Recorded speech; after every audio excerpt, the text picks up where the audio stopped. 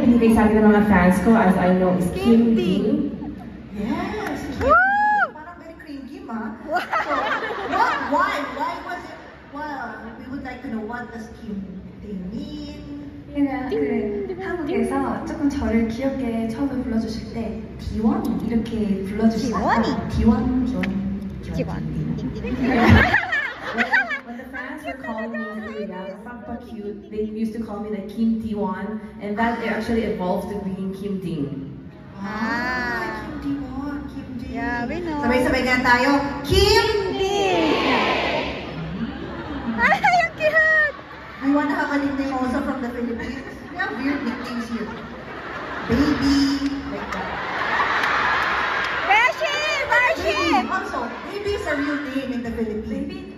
Baby, like baby, Ajuma, baby. Yeah, it's a real name. It's a real name. Sometimes your auntie is baby. So cute, right? Forever young. Forever young, exactly. Yeah, forever young though. Hindi na magpaliwanag sa mga Korean, pero nasanay na ako eh. Sa ako Koreano eh. Kailangan natin i-explain ng ganyan yung mga cultural differences. Now, what is your... Ayan, next one. Yes. What are your recent interests? At kayo sumasagot, kayo pa si Kim Ji-won. Nangunguna kayo eh. 저는 한국에서 찍은 유행인데요. Well, for me, recently, interesado talaga ako sa this thing na isusulat ko, which is very popular right now. 요거트 아이스크림. Yogurt Yogurt ice ice cream. cream. Yogurt ice cream.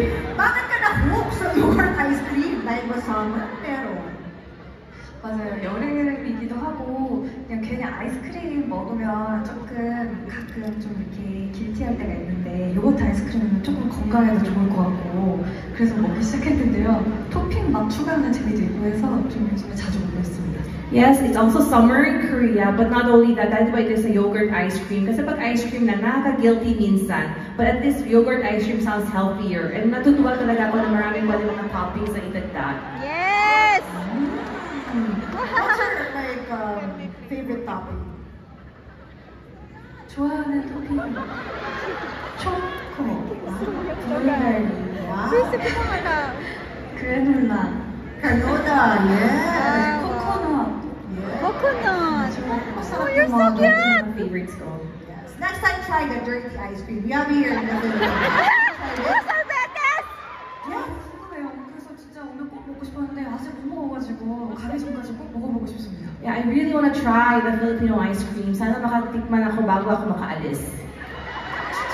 Try the ube. Ube with queso, with cheese. It's not really dirty. It's just called dirty ice cream. It's not really dirty.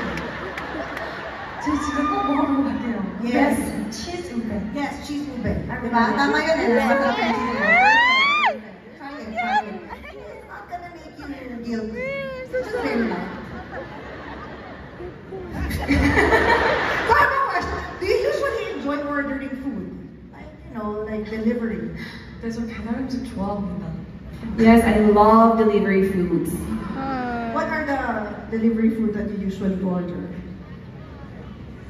요즘 외에는 이것저것 진짜 많이 시켜 먹는데 근데 Well, I do order different kinds of food. Hindi sumasagot. Delivery man ba kayo? Ano ba yung deliver sa bahay niya?